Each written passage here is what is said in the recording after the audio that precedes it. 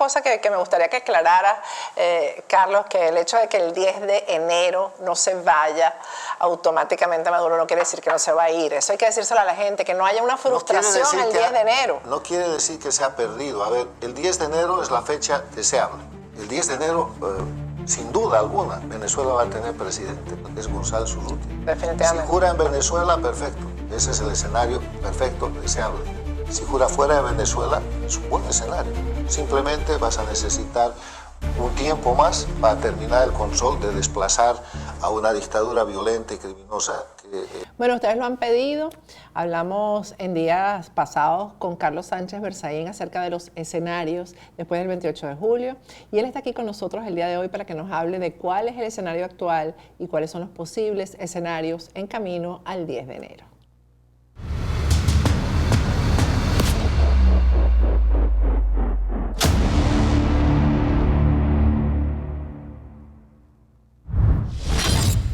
Recuerda que aquí en Miami tenemos ahí a la mano una farmacia latina. Nada como un farmacéutico latino para que te atienda, para que te escuche, para que te aconseje, para que te ayude. Y eso está en Farmacia Gardens. Farmacia Gardens está en Hialeah Gardens, ahí a la vuelta de la esquina, lo tenemos todos a la mano. Pero además, si necesitas una medicina, puedes comunicarte con ellos y te van a hacer el delivery a todas partes aquí en Estados Unidos, obviamente también en la Florida.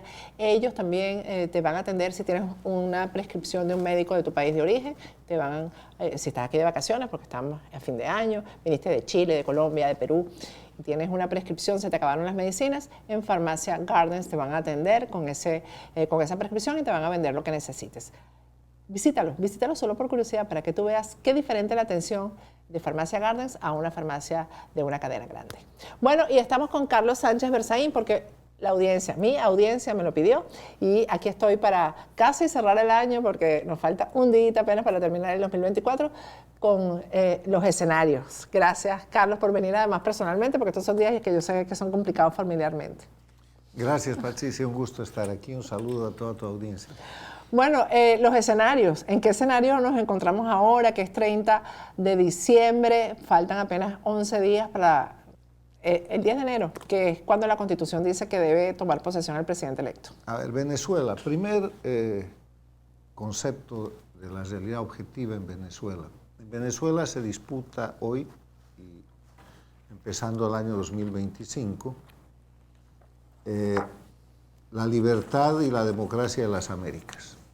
Lo que pasa en Venezuela no es un tema estrictamente venezolano, es un tema de las Américas, que comprenden la América del Norte, la del Centro, la del Sur, todas las Américas, porque es la disputa actual más tensa entre la libertad, con su expresión de la democracia, versus el crimen organizado con su expresión de la dictadura. Estamos a 11 días en que debe tomar posesión de la presidencia el ganador de las elecciones del pasado 28 de julio, después de una maratón en la cual, como lo hemos descrito aquí en tu programa, la libertad le ha ganado prácticamente todas las etapas a la dictadura. Le ha ganado la campaña electoral, en la que el pueblo venezolano, liderado por María Corina Machado, primero perdió el miedo y después generó una gran movilización. Eso empezó con el triunfo de María Corina con cerca del 93% en las elecciones internas, donde derrotó a toda la oposición funcional y consolidó un frente único para confrontar a la dictadura. Continuó con la campaña electoral y llegó a la segunda etapa, que era el 28 de julio, el día de la elección, en que volvió a derrotar a la dictadura con una movilización extraordinaria. La dictadura apostaba al ausentismo y lo que hicieron los venezolanos fue votar masivamente, pero además de eso hizo control electoral. El gobierno, el régimen apostaba a poder, con miedo y con terrorismo de Estado, impedir condiciones de control a efecto de que produzcan el fraude que después presentaron, derrota. Al día siguiente, el 28 de julio, se presenta la falsificación de un triunfo electoral con una narrativa criminal por parte de la dictadura y María Corina Machado la vuelve a derrotar. con todo el pueblo venezolano, porque demuestra que quien ha ganado la elección es Edmundo González Urrutia, y lo hace presentando un extraordinario aparato que tiene que ser ejemplo para todos los países en democracia, lo que es el control electoral. Los famosos comanditos, aproximadamente o más de 600.000 venezolanos en todas las mesas, certificando en el primer momento del cómputo electoral, lo que es el triunfo de González Urrutia, lo que es el repudio a la dictadura y lo que es el gran momento del cambio en Venezuela. Y entonces empieza esta etapa de la disputa en la cual la dictadura utiliza violencia, terrorismo de Estado, amenazas, encarcelamientos, tortura, asesinatos, lo que saben hacer. Además, intervención externa, presencia de tropas cubanas, bolivianas, nicaragüenses, los grupos Wagner, porque se da la gran demostración de que la dictadura no solo ha perdido entre la ciudadanía, ha perdido en los cuarteles. ¿Sabes qué hacer si resultas herido en un accidente? Primero, llama al 911. Segundo, saca tu teléfono y toma fotos de cada vehículo en la escena. Tercero, llámame a mí, abogado Jared Spinger. Me puedes conseguir aquí, en hirejared.com. Recuerda, herido en un accidente, contrátame en hirejared.com o sígueme en Instagram como hirejared.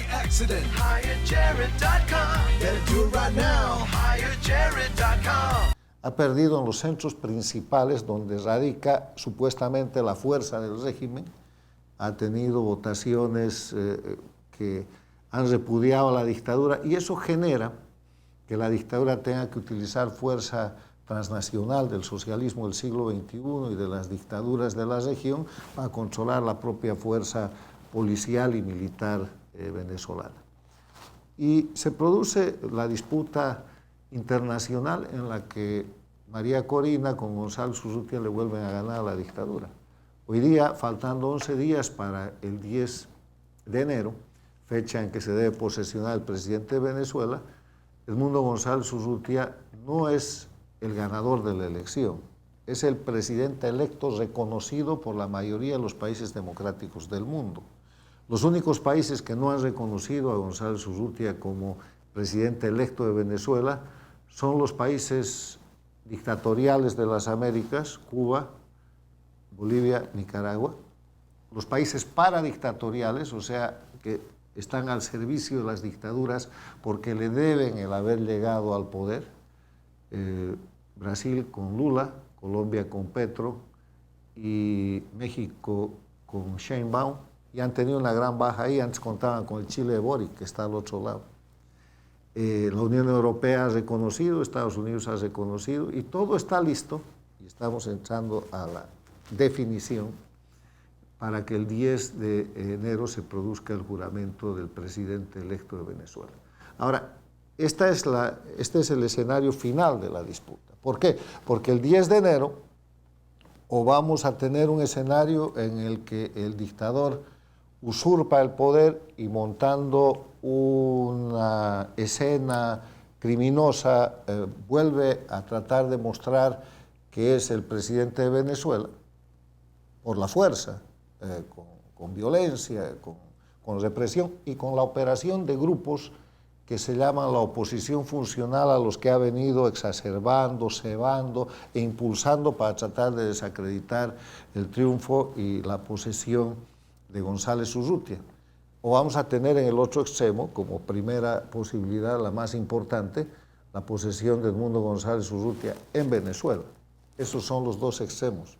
Pero puede pasar una situación intermedia. Y la situación intermedia es que González Urrutia jure como presidente, pero no en Venezuela. Ahora, la gente dirá a esa posición intermedia, ah, no, pero ese es otro Guaidó. No, no es otro Guaidó.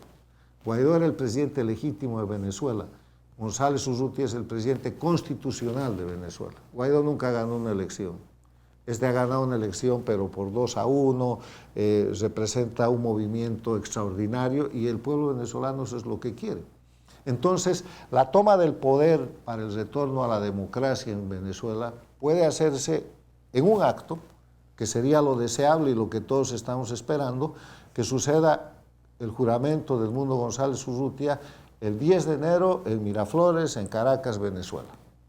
Pero, si eso no sucede por impedimentos de violencia, por uso de la fuerza, porque el régimen está manipulando la reactivación, insisto en esto, de opositores funcionales que están buscando otro tipo de salidas. Que hasta estarán ahí presentes en la juramentación. Seguramente. Si eso no sucede, hay que tomar el poder en 2 tiempos. Edmundo González Urrutia tiene que jurar el 10 de enero como presidente constitucional de Venezuela en algún lugar del mundo. Y después empezar el proceso para tomar el control físico del ejercicio de esa presidencia. Y para eso tiene muchísimos recursos. Tiene el recurso del apoyo de la comunidad internacional, pero sobre todo el uso de sus propias potestades. Edmundo González Urrutia, juramentado como presidente constitucional de Venezuela, el mismo 10 de enero nombra gabinete, imparte órdenes a las Fuerzas Armadas, designa embajadores, designa representantes en el mundo, porque el presidente de Venezuela es el jefe de Estado, el jefe de gobierno, el jefe de la diplomacia y el jefe de las Fuerzas Armadas. Entonces le quita absolutamente cualquier rasgo de legitimidad que pueda reclamar la tiranía y la pone en huida. Y si a eso agregamos que 10 días más tarde llega a la presidencia de Estados Unidos el presidente Trump 47, un secretario de Estado que se llama Marco Rubio, que tiene una política muy clara respecto a lo que es el tratamiento con las dictaduras, que son enemigos de Estados Unidos. Entonces no podemos sino esperar que esta segunda opción de la toma del rescate de la democracia en 2 tiempos a partir del 10 de enero. El primer tiempo, el juramento de Edmundo González Urrutia en cualquier lugar del mundo y el ejercicio de esa presidencia, y el segundo tiempo, el resultado en el corto plazo de la salida de la dictadura. Eso es el escenario de menor, de mínima. Pero el escenario de máxima, para el cual quedan 11 días en los que cualquier cosa puede pasar, es que, por ejemplo, como lo ha venido pidiendo el pueblo venezolano y su líder, María Corina Machado, los militares, las Fuerzas Armadas, las Fuerzas Vivas de Venezuela, tomen una acción que impida al dictador juramentarse previo el 10 de enero. Exacto. Quedan 11 días, eso en política es una eternidad. Sí. Puede pasar.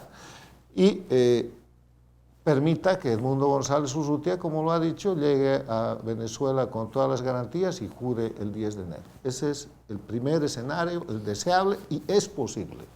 Pero si por alguna circunstancia de fuerza, de violencia, de violación de derechos humanos, eso no fuera posible, está la segunda opción, que es la toma del poder en 2 tiempos, la recuperación de la democracia en 2 tiempos, poder legítimo y constitucional el 10 de enero y la recuperación territorial semanas después. ¿Cómo sería la recuperación territorial?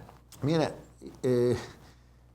el comandante en jefe, presidente de Venezuela, jefe de la diplomacia y jefe del gobierno, debería primero destituir a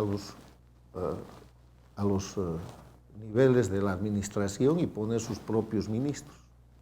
Destituir todo el sistema de embajadores y poner los suyos. ¿A quién van a aceptar los gobiernos de Estados Unidos, de España, de Canadá, de Argentina, todos los que han reconocido a González Urrutia como embajadores, a los que él nombre? O sea, tienes el control internacional. Embajador en las Naciones Unidas, embajador en la OEA, ok.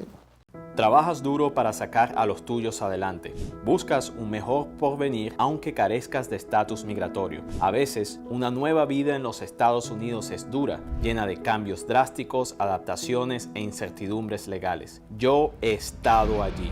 Pero ahora, como abogado de inmigración y ciudadano de este país, mi propósito es ayudarlo a usted y a su familia a alcanzar sus metas en esta gran nación y convertir el sueño americano en su realidad hoy mismo. Pero en el tema específicamente militar deberá impartir la orden al comandante, a los comandantes militares, de que se sometan a su mando y que arresten al usurpador, el dictador Nicolás Maduro y su entorno. Si no lo hacen, los destituirá y pondrá otro mando. Y ahí hay gente, y eso es lo que va a producir el choque interno de unas Fuerzas Armadas que han votado para que se vaya Maduro.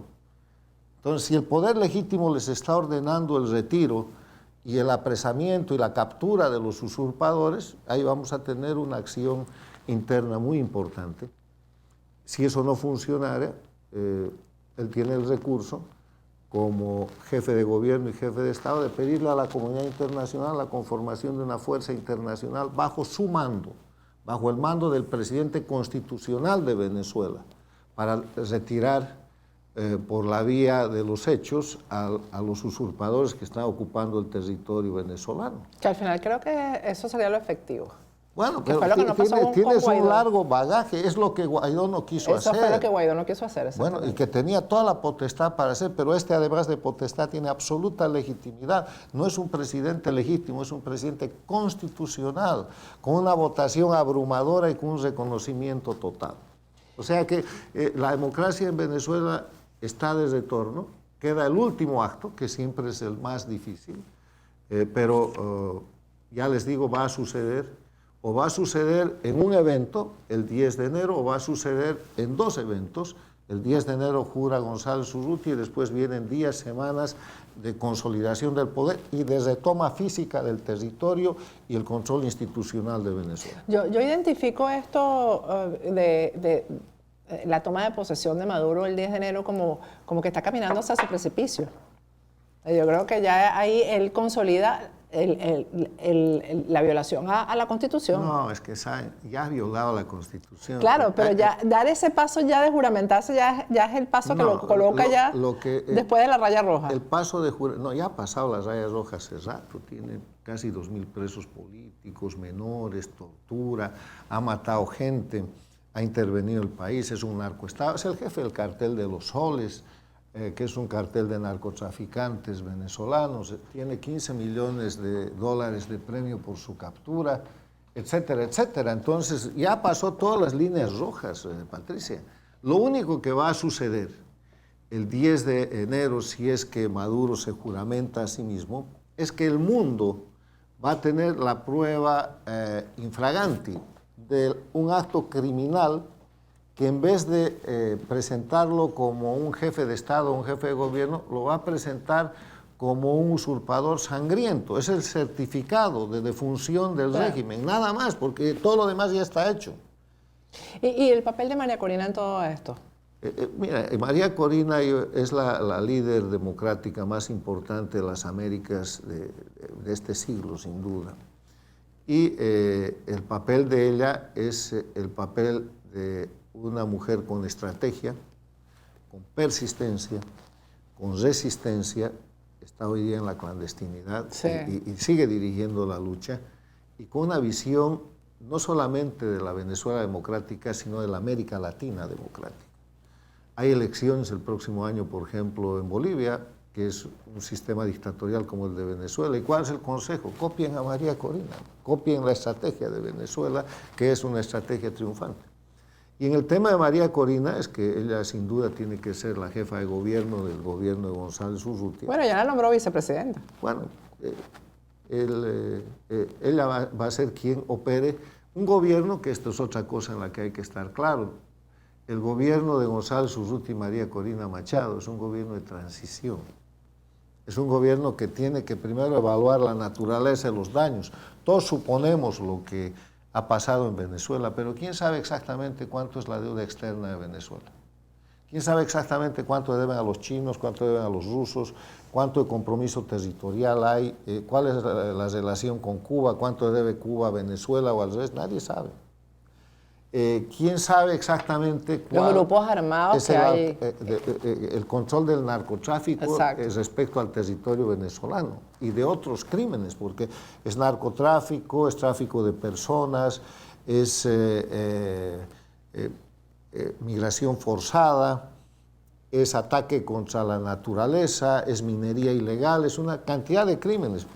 Lo primero que tienes que hacer es inventariar el desastre. Es como coger una un inmueble que ha tenido un terremoto y tienes que ver qué sirve, qué no sirve. Y el inventario más difícil después del inventario físico o al mismo tiempo es el inventario de los individuos. Todos eran chavistas en algún momento, todos estaban metidos en el sistema bolivariano, ¿verdad o mentira? No sé. Pero en todo caso hay que hacer un corte de una cúpula a la que hay que juzgar, porque no hay transición. Una comisión de la verdad, me imagino yo también, ¿no? No hay un tribunal, no hay transición a la democracia sin impunidad. Claro. Nada de comisiones, jueces. Y tienen que reemplazar el Poder Judicial. Tendrá que volver el Tribunal Legítimo de Venezuela, el Tribunal Judicial. Hay que juzgar a los jueces de hoy día, que son sicarios. Ese fiscal, que es un sicario quiere decir un matón. Hay que establecer un sistema de responsabilidad, porque la transición se hace con dos cosas, y esta es la otra. Hay que anular todas las leyes de la dictadura, las leyes que violan los derechos humanos. O sea, necesitas un inventario de daños, necesitas no impunidad y necesitas la anulación de las leyes de la dictadura para reponer el sistema del Estado de Derecho y la democracia. Es una tarea muy ardua, en medio de un país que demanda no solamente libertad, sino mejores condiciones económicas, y en medio de una corriente de retorno al país que se va a producir. Yo no te digo que van a volver los 8 millones de venezolanos, pero volverán 5.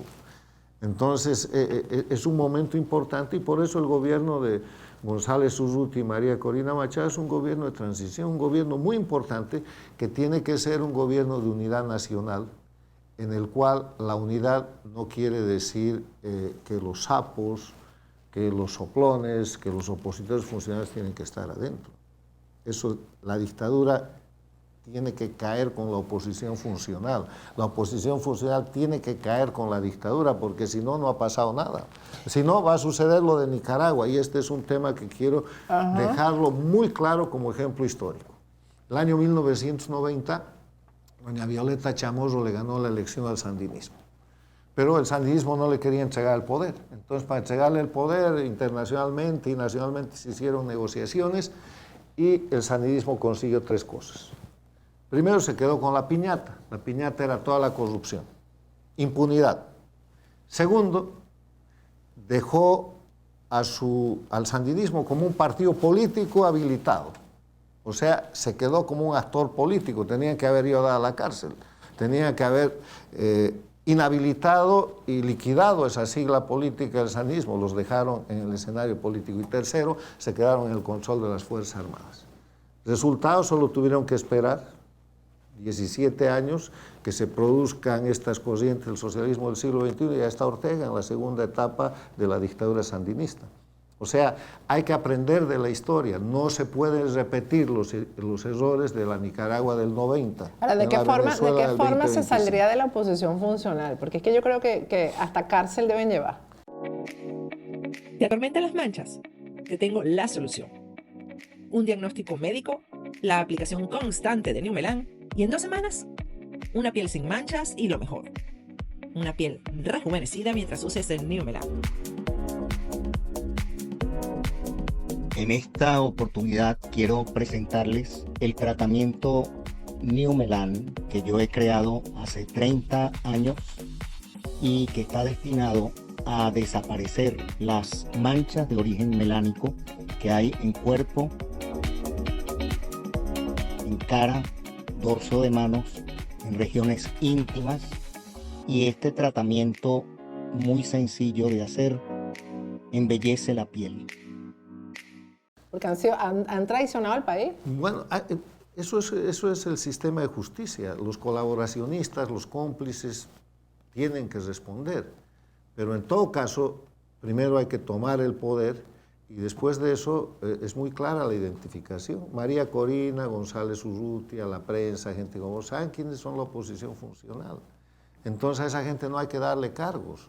No hay que creerse que por hacer un gobierno de unidad tienen que estar adentro los que perdieron en la elección primaria. María Corina ganó una elección primaria con el 93%.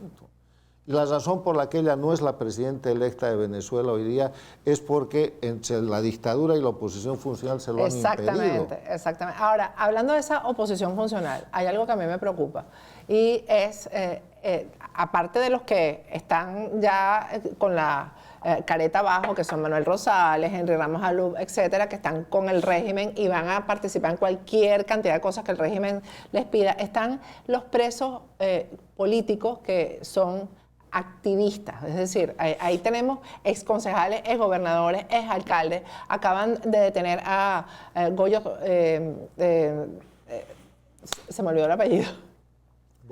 Bueno, Graterol, en Coro, que es un activista, o sea, es un militante partidista.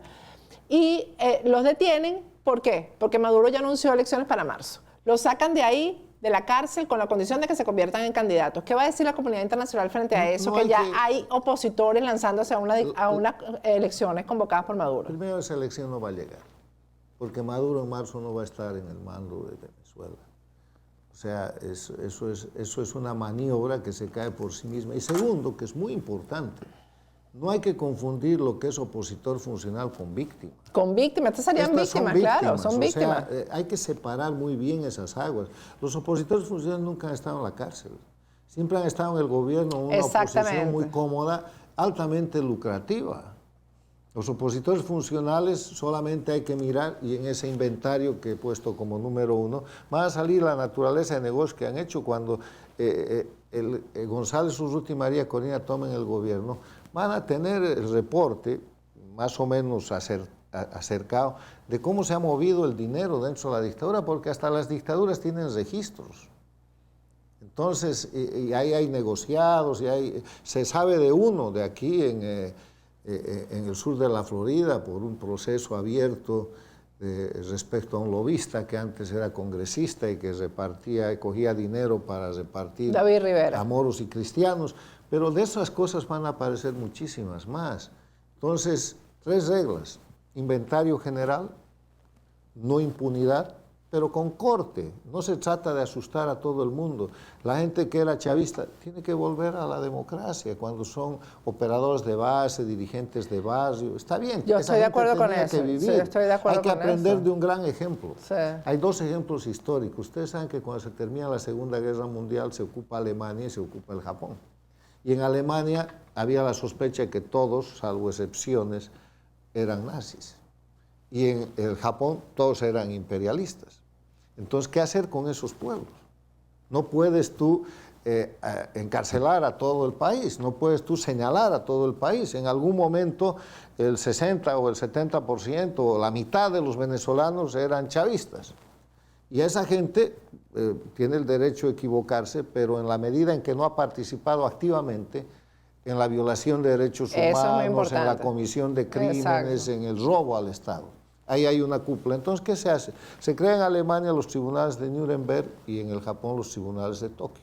Se selecciona a la gente y se la procesa. 50, 60, 70 personas con prueba y de ahí salen los resultados, condenas de diverso tipo para que no haya impunidad. Y con el resto de la gente se abre la puerta a un proceso de recuperación democrática donde la gente asume una conducta que yo creo que ya la ha asumido, porque la gran señal de libertad de Venezuela es el resultado electoral. Pero ahí votó Raimundo y todo el mundo, bueno, votaron los militares incluso. Ya cambió, o sea, ya no hablen ustedes de chavistas ni de nada. Pues, el resultado de la elección del 28 de julio es la foto de la nueva Venezuela. Entonces, lo que tienes que hacer cuando hablas de no impunidad es ir a las cúpulas, a los criminales que siguen sosteniendo el poder, que son el dictador, Maduro, el Diosdado Cabello, el fiscal, el padrino López y todos esos grupos criminales que no tienen otra salida que sino responder por los crímenes que han cometido, 50, 100 tipos y ya está. Y hay adentro una buena lista de los opositores funcionales a los que la misma dictadura procesada va a arrastrar. Entonces, 3, inventario, no impunidad y terminar con las leyes de la dictadura, porque si no, no hay transición. Y aprender del ejemplo que no hay que repetir de Nicaragua del 90 o de la Bolivia del 2019, donde llegó la señora Áñez y no cambió nada y hoy día está en la cárcel. Así es. Bueno, Carlos, gracias por este análisis. Ojalá todo se dé tal cual. Cualquiera de los escenarios que has planteado es simplemente una renovación para el país y un regreso a la democracia. No hay remedio. A ver, vamos a poner que de las tres posibilidades que yo he planteado, la primera es que González Urrutia jura en Venezuela el 10 de enero. El otro extremo, la tercera, es que se queda y se autojuramenta el dictador Maduro. Y en el medio está la segunda posibilidad de que González Urrutia jure en algún lugar del mundo y retoma el control de Venezuela en los siguientes días o semanas. Vamos a suponer que sucede la peor, que Maduro se autojuramenta. ¿Cuánto dura? Con un gobierno de Trump, con una Secretaría de Estado de Marco Rubio, con la situación económica que tiene, con la caída de la dictadura de Siria, con la irremediable pérdida de valor del petróleo venezolano, porque nadie se los va a comprar, con la dictadura de Cuba cayéndose, con la presión democrática que tiene que ejercer no solamente Estados Unidos, Canadá, y la Argentina, los países democráticos sobre los gobiernos paradictatoriales de Brasil con Lula, de Sheinbaum en México y de Colombia con López Obrador. Los tres países tienen como mercado principal los Estados Unidos. Sí, no se van a poner. Van a tener que entender rápidamente que no pueden seguir respaldando la dictadura. Entonces, ¿qué va a pasar con Maduro? Tiene los días contados. Si quieres hasta el 10, si quieres un poquito más. Pero un poquito más. Sí, que eso es una cosa que me gustaría que aclarara, Carlos, que el hecho de que el 10 de enero no se vaya automáticamente Maduro no quiere decir que no se va a ir. Eso hay que decírselo a la gente, que no haya una frustración el 10 de enero. No quiere decir que se ha perdido. A ver, el 10 de enero es la fecha deseable. El 10 de enero... sin duda alguna, Venezuela va a tener presidente constitucional, es González Urrutia. Definitivamente. Si jura en Venezuela, perfecto. Ese es el escenario perfecto, deseable. Si jura fuera de Venezuela, es un buen escenario. Simplemente vas a necesitar un tiempo más para terminar el control de desplazar a una dictadura violenta y criminosa que, fundada en el crimen organizado, no quiere abandonar el territorio ni las instituciones. Pero el 10 de enero el cambio sí se produce, porque Venezuela tiene un presidente constitucional, que es más que el concepto de presidente legítimo. Es un presidente constitucional, es un presidente con todas las de la ley. Si está en Venezuela, está fuera de Venezuela, ahí hay una variable, pero la diferencia entre una cosa y otra solo es cuestión de tiempo. Amén. Gracias, Carlos Sánchez Berzaín. Bueno, mañana no se pierdan el programa, el último programa del año, que es con Marian Valero, que viene a hacer un anuncio muy, muy importante. Gracias, Carlos. Encantado. Muchas gracias.